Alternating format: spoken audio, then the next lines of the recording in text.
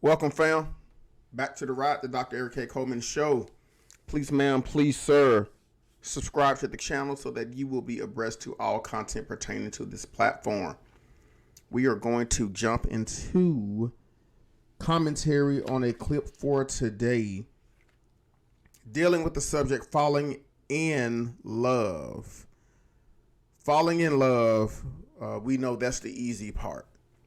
But staying in love, that is the hard part. It's easy to say that we have fallen for somebody. Easy to say that this person makes me feel a certain way. As Michael Jackson says, I have butterflies inside. But the hard part, fam, which we all can attest to, is staying in love. Do we still have that same type of energy? Do we still have the same vigor? Do we still have the same zeal for this person? After the fact, we say, hey, I want to be in a relationship with you and I can see myself with you long term. But once we get past the warm and fuzzies, once we see that this person may not be everything I cracked up to be, or when this person disappoints us, do we still have the same thought process at that moment? Can I still move forward when this person has failed me, when they've disappointed me, when they have not made good on their promise? Do we choose to stay in love? And I want to preface this with chapter 5 of my book, Paradigm: Thinking Differently About Relationships. If you don't have it, please go out, get it. It is available online at Amazon. Again, that is Paradigm: Thinking Differently About Relationships by yours truly, Dr. Eric K. Coleman. And there's another choice that we have to make on a daily basis pertaining to I choose to love you. It is a daily choice, a daily decision. And we talk about that in chapter 3, which is titled Love is a Daily Decision and Response. It's not based off of your feelings, which we know it can help depending on how you feel about somebody. But at the root of it all, every single day, you choose to love the people that you are in a relationship with. You make a choice every single day when you wake up. And it is just not solely rooted in your feelings of how you feel when you wake up. It's I choose to love you. So we're going to go ahead and get into the clip of today. Again, it's by Alan Watts on falling in love. That's the easy part because we get love stricken, we get infatuated, but it's their daily decision to stay in love with somebody, to accept them for everything that they are, the good, the bad, the ugly, the indifferent. Let's get into it. Well, now, really, when we go back then to falling in love and say it's crazy, falling.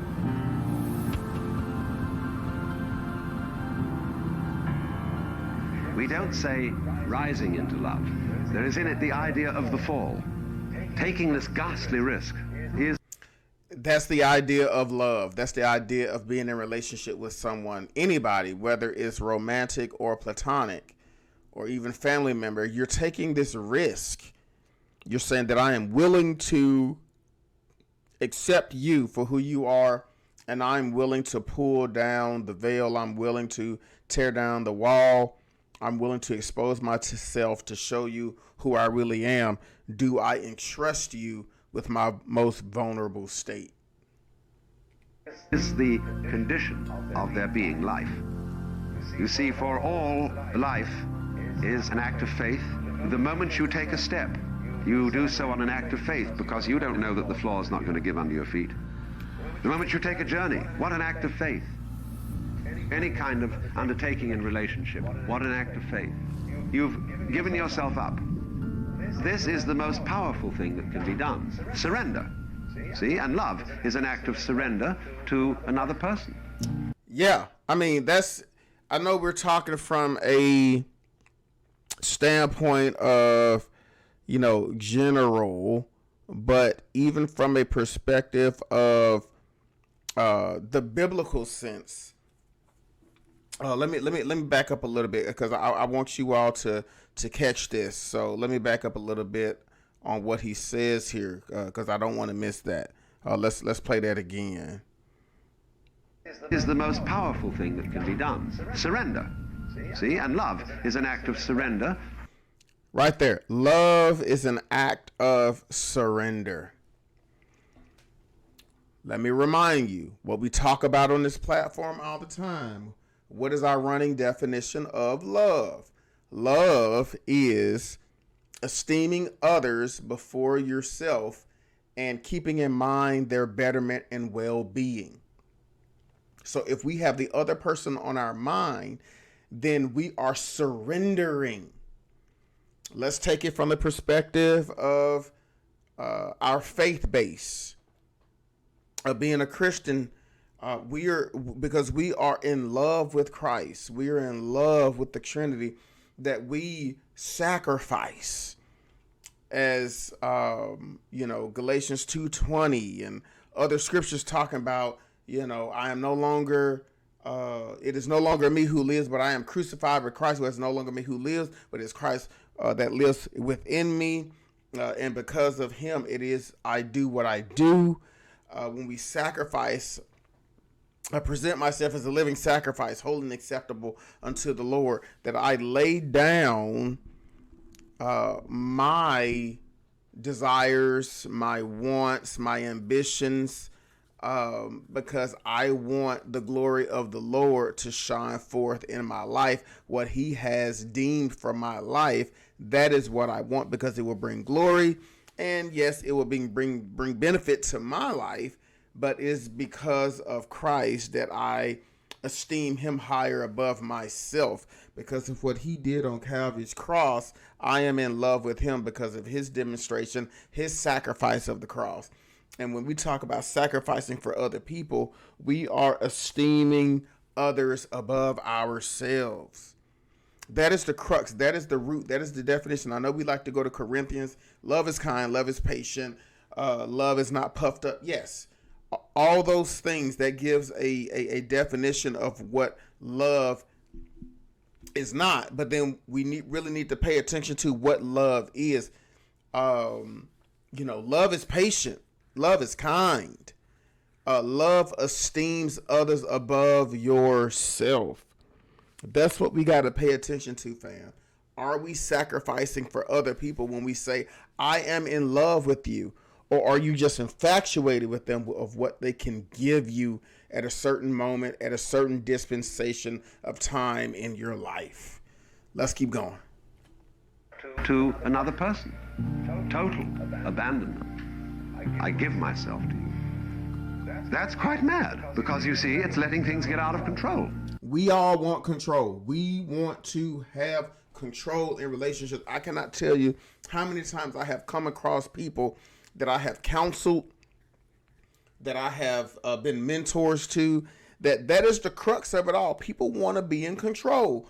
If he's not doing what I want him to do, or if she's not doing what I want her to do, then I am going to withhold certain things from them until they fall in line. And that is a total farce. That is totally unacceptable for you to say that I am not going to do what I know I'm supposed to do unless the other person is doing what I want them to do. Not cool at all. All sensible people keep things in control. Watch it, watch it, watch it. Control. Police, security, vigilance. Watch it. Guards, watch it. I mean, isn't that funny how we just want people to fall in line? We want people to do what we want them to do, when we want them to do it, and how we want them to do it. And I am the first one to admit that that is a flaw of me. especially being as a parent. I have to let that go. I cannot control everything. And that was one of the major things with my oldest son. I had to realize I cannot control him. I can pray about it. I can put it in God's hands. I can lead, guide, coach, mentor, develop, give you advice on best practices, but I cannot control him. And I had to let that go. I had to realize that that is not my role. I was usurping the authority of God, the Holy Spirit, when I wanted to try to control him in every single facet of his life, understanding and knowing that he is his own person. But that was the hardest thing that I had to come to grips with as a parent, that when your kids get a certain age, my oldest is 19 and my youngest is 14, they're going to make their own choices and decisions in life. And I can't control that as a father. And that is very difficult for me to grasp, to hold on to. But I got to be sure and aware that I cannot dictate their every move in life. They got to be able to make their own choices. That's real talk, and that's really difficult to take on. But especially when you're talking about relationship, a romantic relationship, you cannot be there to try to dictate and control every single move of the other person. For one, it just takes up way too much time. It's consuming, it's cumbersome. And if you want to control somebody, why be in a relationship? I mean, they're a totally different person with thoughts and backgrounds and perspectives and viewpoints and opinions. You know, why try to clone somebody to be just like you? You know, what's the point of being with somebody if you just want them to think exactly like you? Gonna watch the gods. Actually, what is really sensible is to let go, is to commit oneself, to give oneself up, and that's quite mad. So we come to the strange conclusion that in madness lies sanity. Oh, that was deep. He said, within madness lies sanity. When you let go, that's when you are really in insanity, but you're thinking it's madness that you're letting go, but that's actually sanity, because you realize that you can't control everything in life. You can't control people.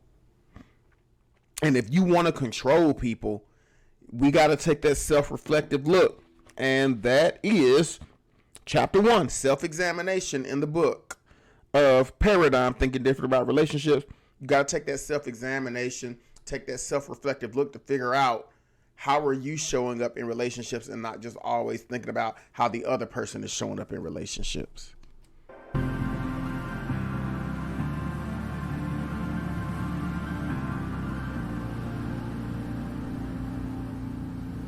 When you fall in love with somebody else and you trust them, they may, as a matter of fact, not fulfill your expectations. There will be disappointments and failures and disasters as a result of taking these risks. Falling in love with someone does not mean that they will fulfill your every wish, desire, need, and want.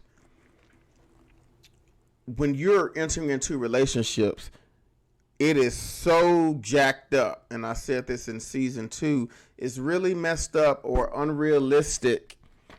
Oh, there we go again, another chapter in the book. Chapter 4, unrealistic expectations. To think that is the responsibility of someone else to make you happy.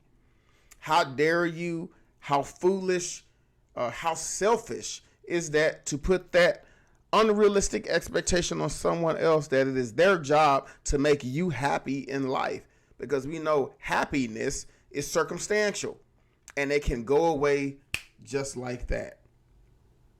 You got to be in tune with yourself to make yourself happy and not put that arbitrary expectation on someone else.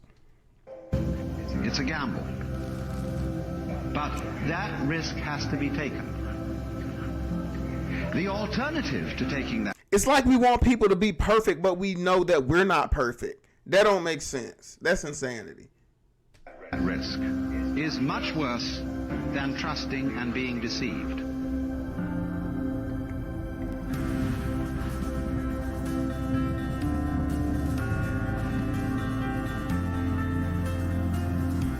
Kenosis is a Greek word meaning self-emptying, self-sacrifice, and thereby conferred freedom of will and the power to love human beings. He said kenosis, Greek word, emptying of yourself. That's that sacrifice we were talking about.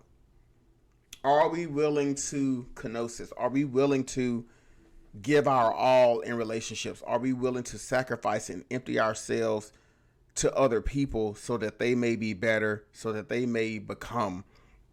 And we had talked about this last season about the idea of when we're in a relationship with people, do we want them to be better for our benefit solely? Or do we want them to be better for them genuinely? And the hard question is, even if they are no longer with us and we break up and go our own separate ways, did we genuinely in our heart of hearts want that person to be better? Or did we just want them to be better to benefit us? That's a hard question that we got to think about. And that's something I don't think that we really ponder about. But we got to really think about our motives and our intentions when we are in relationships. Why is it that we want people to be on point? Is it so that we can benefit and we can feel good about ourselves? Or is it that we genuinely want the other person to be good for their own betterment in life? And people who give the power away are tremendously strong personalities, because the more they have given it up, the more they get it. Amen. You know, you do this complete let off of control. It's a lovely irresponsible state to be in. Not thinking about control every day. That's interesting.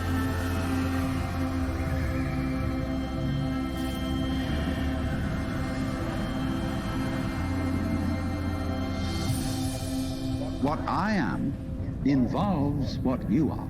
If I am I because you are you, and you are you because I am I, then I am not I and you are not you. In other words, we are not separate. You know, you can't, for example, have two sticks. You lean two sticks against each other and they stand up because they support each other. Take one away and the other falls. And so in exactly that way, we and our environment and all of us and each other are interdependent systems. We know who we are in terms of other people. We all lock together. And therefore, that what you call the external world is as much you as your own body.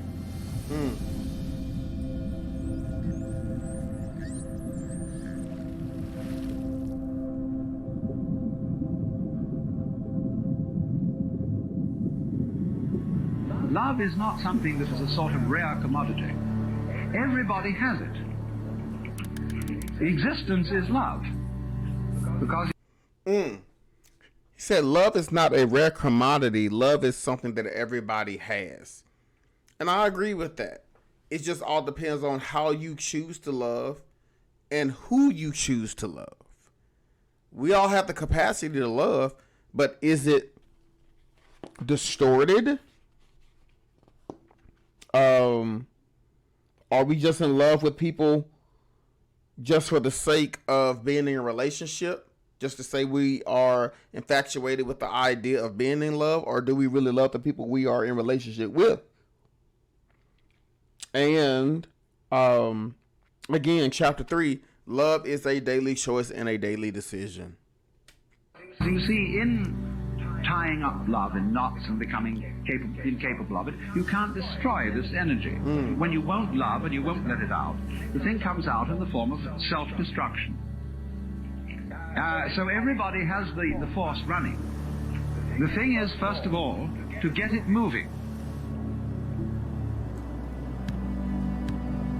To follow whatever kind of love you have in the first place. The first thing then is to discover what indeed you do love. Oh, that's a good question. What do you love in life? That's a good question. If anything, and you will find there is something. And then go into the nature of that. Now, it's said that selfish people love themselves. I would say that that is really a misunderstanding of the whole thing. If you explore what you love when you say you love yourself, you will make the startling discovery that everything you love is something which you thought was other than yourself. You suddenly discover that yourself is bigger than you thought it was. Oh, that's pretty deep.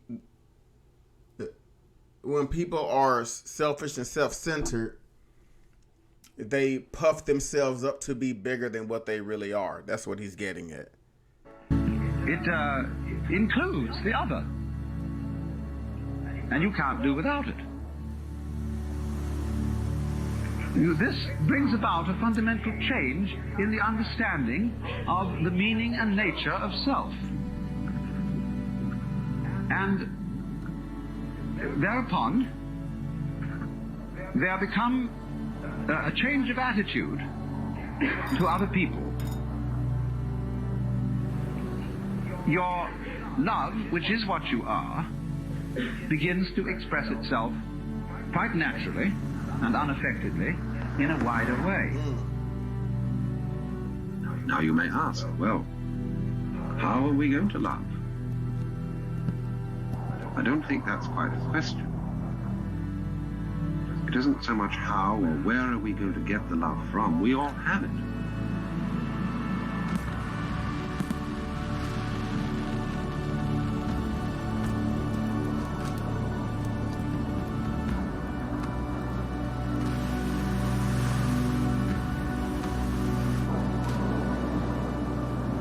It's simply deep down in us, bursting to get out. The desire to love and to be loved is, I think, probably the deepest thing that there is in us. Yeah, I would agree that that's intrinsic. The desire to love someone and the desire to be loved, that's intrinsic. That's something that you don't have to find. That's something that we're always looking for. Certainly, if the relationship of infancy to the rest of life have any truth in them at all.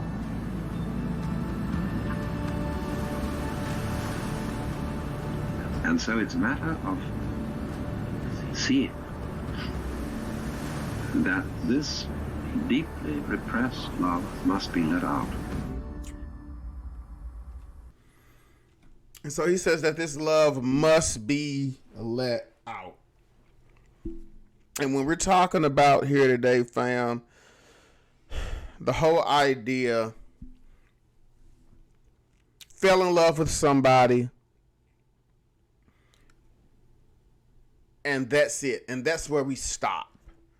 No. Where we need to keep going is, how do we stay in love with somebody? And that's what Alan Watts is getting at here. We think the hard part is falling in love because there's so many different variables. They got to meet our standards. They got to do this. They got to do that. Got to do this. They got to do that. But that's really the easy part because we're always in search of, we're always looking for love and we're looking to be loved. And we can choose anybody that we want to fall in love with. That's the choice. I'm going to be honest with you, fam. When people talk about, well, I had no choice in falling in love with this person. Yes, you do. It was just something about them that you played and you led into with your emotions and whatnot, to where, yes, you may have been attracted to this person. You've been drawn to them. But at the end of the day, you made the choice, ma'am, sir, to fall in love, to pursue them. But it takes an even bigger choice and decision on a daily basis to say that I am going to continue to love you no matter what. That is what we're talking about on today, that it is harder to stay in love with somebody versus falling in love with someone. It's a daily choice. It's a decision. And so we got to think about that. We got to think about, why are we staying with people who mean us no good? Why are we staying in toxic relationships? Why are we putting up with stuff that we shouldn't put up with? Why are we creating unrealistic expectations and then complaining that we can't find love? You got to take that self-reflective look and think about what it is that you are doing, ma'am or sir, that is contributing to how your quote unquote love life is playing out, or the various relationships that you participating on a daily basis. So as we continue to unpack how we show up in relationships, we can then be better men, women, as we engage in these relationships on a daily basis that will greatly and positively impact our personal relationships, our family, our community, our society, our nation, and eventually our world. And so until next time, fam, please continue to think differently about relationships. Peace.